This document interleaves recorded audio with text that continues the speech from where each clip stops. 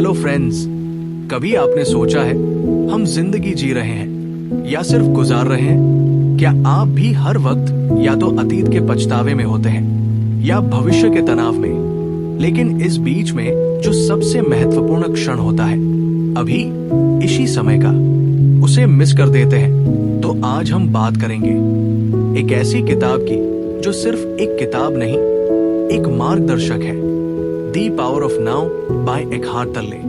आज का वीडियो सिर्फ एक बुक समरी नहीं, बल्कि एक सफर होगा अपने मन, सोच और वर्तमान क्षण के बीच का।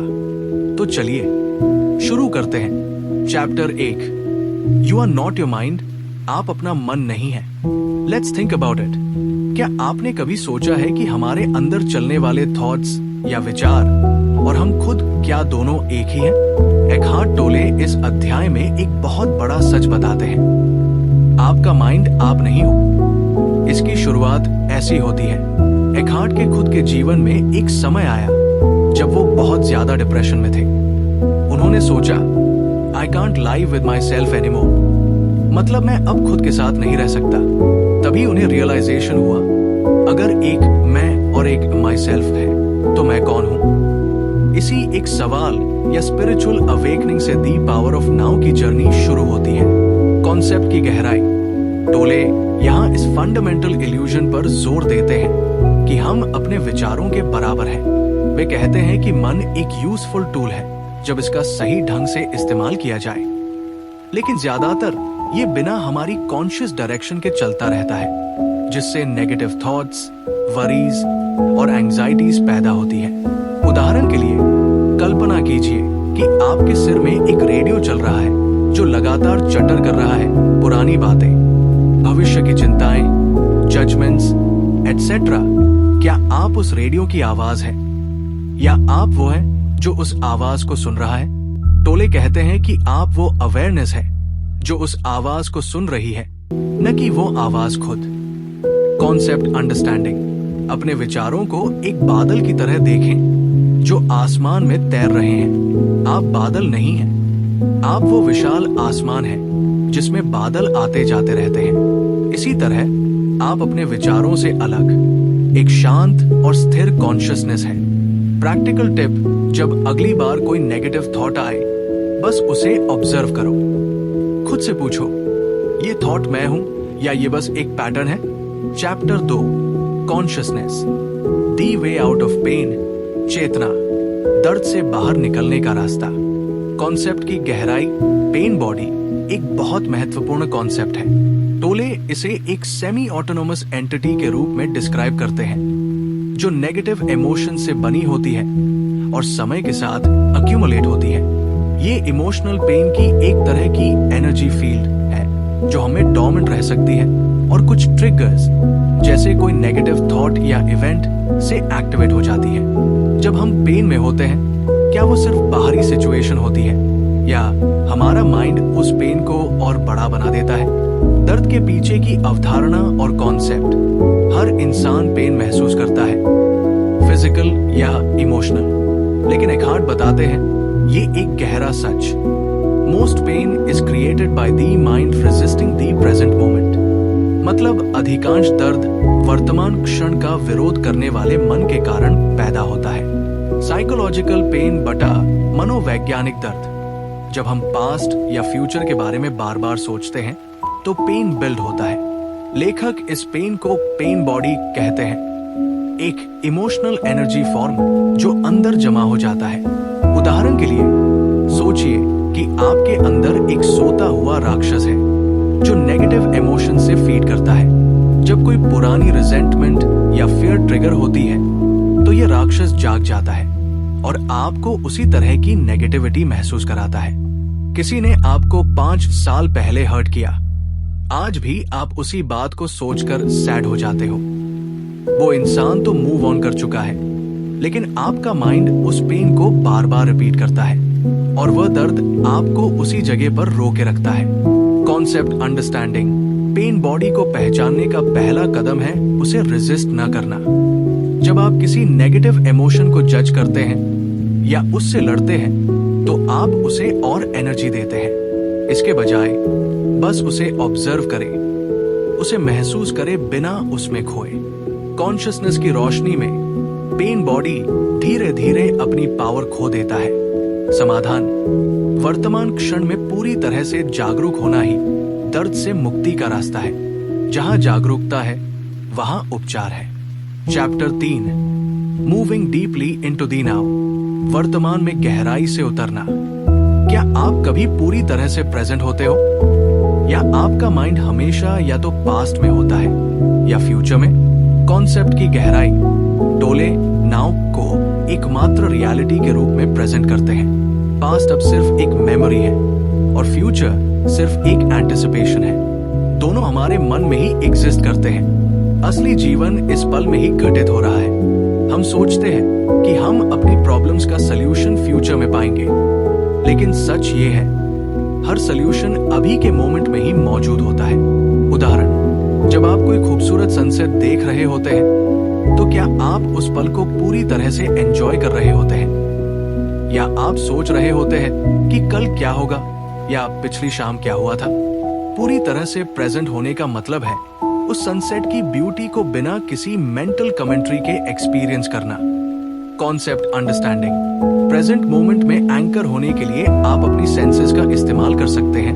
आप क्या देख रहे हैं, सुन रहे हैं, महसूस कर रहे हैं, सूंघ रहे हैं, चख रहे हैं, ये सभी आपको नाउ से मिलाते हैं। सिंपल एक्टिविटीज जैसे वॉकिंग या ईटिंग को माइंडफुलनेस के साथ करने से भी आप प्रेजेंट मोमेंट में डीपली कनेक्ट हो सकते हैं। प्रैक्टिकल टिप, हर एक्टिविटी में थोड़ा पॉज लो, जैसे खाना खाते समय, फोन उठाते समय, और पूरी प्रेजेंस के साथ वो काम करो। Chapter 4, the mind strategies for avoiding the now, वर्तमान से बचने के लिए मन की रणनीतियां। क्या आपका माइंड प्रेजेंट मोमेंट से भागता है?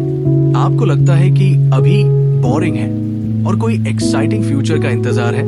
कॉन्सेप्ट की गहराई, हमारा माइंड अक्सर नाव से बचने के लिए अलग अलग तरकीबें अपनाता है, क्योंकि नाव में ईगो की पकड़ कमजोर हो जाती है। ईगो पास्ट और फ्यूचर में जीना पसंद करता है, क्योंकि वहां वह अपनी आइडेंटिटी बना सकता है। जैसे मैं वो हूं जिसके साथ अतीत में बुरा हुआ, या मैं वो हूं जो भविष्य में महान बनेगा। माइंड कभी सेटिस्फाई नहीं होता। वो या तो रिग्रेट करता है पास्ट के लिए, या चिंता करता है फ्यूचर के लिए।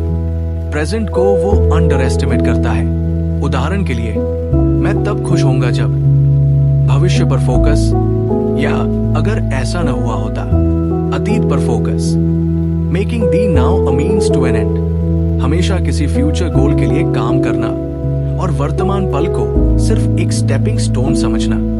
वरी, भविष्य के बारे में लगातार नेगेटिव थॉट्स जनरेट करना। ड्वेलिंग ऑन दी पास्ट, पुरानी ग्रीवेंसेस या रिग्रेट्स को बार बार याद करना। Escape mechanism, distraction, Netflix, endless scrolling, gossip, सब कुछ एक तरह का अवॉइडेंस है। Concept understanding, in mental patterns को पहचानना ही इनसे मुक्त होने का पहला कदम है। जब आप देखते हैं कि आपका मन आपको नाउ से दूर ले जा रहा है, तो आप कॉन्शियसली वापस प्रेजेंट मोमेंट में आ सकते हैं। Chapter 5, the state of presence, उपस्थिति की अवस्था। प्रेजेंस क्या होती है? क्या ये कोई थॉट है या एक एक्सपीरियंस? कॉन्सेप्ट की गहराई, प्रेजेंस सिर्फ प्रेजेंट मोमेंट में फिजिकली होना नहीं है, बल्कि मेंटली और इमोशनली भी पूरी तरह से एंगेज्ड होना है। ये एक स्टेट ऑफ हाइटेंड अवेयरनेस है, जहां आप अपने विचारों और भावनाओं को बिना किसी जजमेंट के ऑब्जर्व करते हैं। जब आप पूरी तरह अवेयर होते हो, बिना किसी जजमेंट या एनालिसिस के, उसे ही प्रेजेंस कहते हैं। ये सिर्फ मेंटल स्टेट नहीं है, ये एक स्पिरिचुअल स्टेट है। उदाहरण, जब आप किसी से पूरी अटेंशन के साथ सुन रहे होते हैं, बिना ये सोचे कि आप अगली बार क्या कहेंगे, तो आप प्रेजेंस की स्टेट में होते हैं। कॉन्सेप्ट अंडरस्टैंडिंग, प्रेजेंस को कल्टिवेट करने के लिए आप मेडिटेशन, डीप ब्रीदिंग एक्सरसाइजेस, या सिंपली अपने आसपास की चीजों पर कॉन्शियसली ध्यान देना प्रैक्टिस कर सकते हैं। Benefits of the presence state बटा लाभ, पीस, क्लैरिटी, क्रिएटिविटी, सब प्रेजेंस से निकलते हैं। जब आप प्रेजेंट होते हो, तभी आप सच में अलाइव महसूस करते हो। चैप्टर 6, द इनर बॉडी, आंतरिक शरीर बटा आंतरिक मन। क्या अपनी बॉडी के अंदर ध्यान ले जाकर हम ज्यादा कॉन्शियस बन सकते हैं? कॉन्सेप्ट की गहराई। इनर बॉडी आपके फिजिकल बॉडी के अंदर की सटल एनर्जी फील्ड है। इसे महसूस करके आप अपने आप को प्रेजेंट मोमेंट से ज्यादा गहराई से कनेक्ट कर सकते हैं। ये एक गेटवे है स्टिलनेस और पीस को एक्सपीरियंस करने का। उदाहरण, अपनी आंखें बंद करें और अपने हाथों या पैरों में लाइफ एनर्जी को महसूस करने की कोशिश करें। ये एक सटल टिंगलिंग, वार्मथ या पल्सिंग सेंसेशन हो सकती है। ये अभ्यास एंजाइटी कम करता है और एक साइलेंट स्टिलनेस क्रिएट करता है। Concept understanding. रेगुलर रूप से अपने इनर बॉडी पर ध्यान देने से आप ज्यादा ग्राउंडेड और प्रेजेंट महसूस करेंगे। ये पेन बॉडी की नेगेटिविटी को भी डिफ्यूज करने में मदद कर सकता है। Chapter 7, portals into the unmanifested. क्या हमारी दुनिया के पीछे कुछ और भी है? क्या एक ऐसी रियलिटी है जो दिखती नहीं पर रियल है? कॉन्सेप्ट की गहराई। अनमैनिफेस्टेड वो रियल्म है जहां से सभी फॉर्म्स और मैनिफेस्टेशंस अराइज होते हैं। कॉन्शियसनेस का शुद्ध पोटेंशियल, प्रेजेंट मोमेंट, स्टिलनेस और साइलेंस इस रियल में प्रवेश करने के द्वार है। इन मोमेंट्स में हम ईगो से परे एक्सपीरियंस करते हैं। उदाहरण, जब आप प्रकृति में पूरी तरह से शांत बैठे होते हैं और आसपास की आवाजों में खो जाते हैं, तो आप एक तरह की शांति और कनेक्टेडनेस महसूस कर सकते हैं। ये अनमैनिफेस्टेड के साथ एक झलक हो सकती है। Concept understanding. बाहरी शोर और मेंटल चटर को कम करके आप उस गहरी स्टिलनेस को एक्सपीरियंस कर सकते हैं जो सभी क्रिएशन के पीछे है। Chapter 8, enlightened relationships. क्या रिलेशनशिप सिर्फ दो ईगो का इंटरैक्शन है या एक डीपर कनेक्शन भी हो सकता है? कॉन्सेप्ट की गहराई। Ego driven relationships needs, expectations और जजमेंट्स पर बेस्ड होते हैं, जिससे कॉन्फ्लिक्ट पैदा होता है।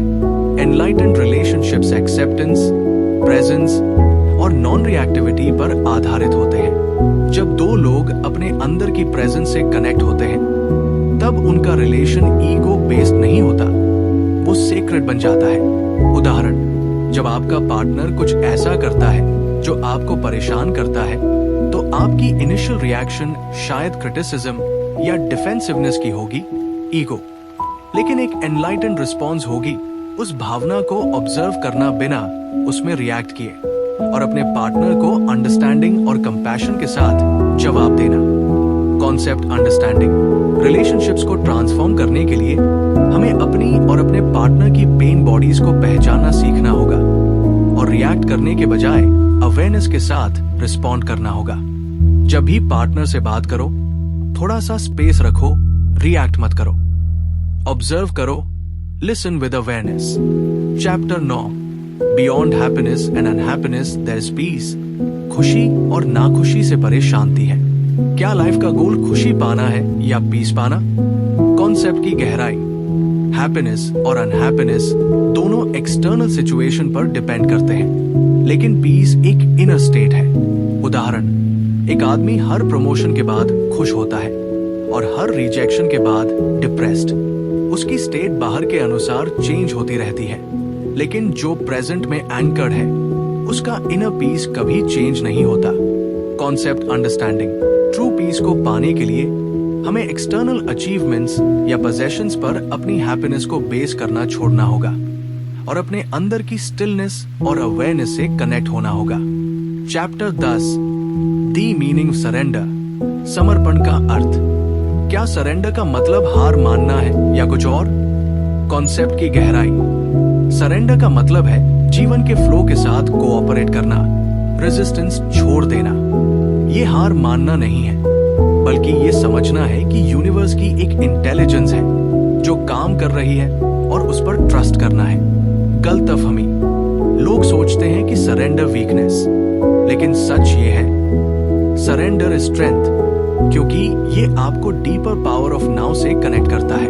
उदाहरण, जब आप किसी ट्रैफिक जैम में फंसे होते हैं, तो फ्रस्ट्रेटेड और इम्पेशेंट होने के बजाय आप स्थिति को एक्सेप्ट कर सकते हैं और उस समय का इस्तेमाल कुछ सुनने या सोचने के लिए कर सकते हैं। ये सरेंडर है। Concept understanding. सरेंडर करने से एंजाइटी और स्ट्रेस कम होता है और आप ज्यादा पीस और ईज के साथ लाइफ को एक्सपीरियंस करते हैं। इसका मतलब है ना उसको एक्सेप्ट करना जैसा कि वो है, बिना उसे बदलने की कोशिश किए। प्रैक्टिकल टिप, अगली बार जब कोई अनवांटेड सिचुएशन आए, खुद से पूछो, क्या मैं इस मोमेंट को बिना रेजिस्ट किए एक्सेप्ट कर सकता हूं? अंतिम अध्याय तक सुनने के लिए धन्यवाद। अब कुछ व्यावहारिक उपयोग, प्रैक्टिकल यूज के बारे में बात करते हैं। रोज 5 मिनट सांसों को ऑब्जर्व करो बिना जजमेंट के।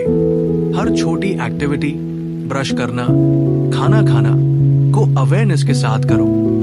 अपने थॉट्स को ऑब्जर्व करो बिना रिएक्ट किए। ये किताब हर रीडर के लिए शुरू में इजी नहीं होती।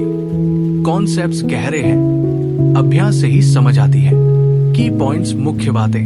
1, आपका असली सेल्फ माइंड से अलग है। 2, प्रेजेंट मोमेंट में ही शांति और फ्रीडम है। 3, अवेयरनेस ही हीलिंग का रास्ता है। 4, सरेंडर का मतलब है सच्ची इनर पावर। जब आप अपने थॉट से अलग हो जाते हो, आप अपनी रियल पावर के टच में आते हो। अगर आप चाहते हो कि आपकी लाइफ में शांति, क्लैरिटी और पावर आए, तो बस अभी के मोमेंट में पूरा जीना शुरू करो।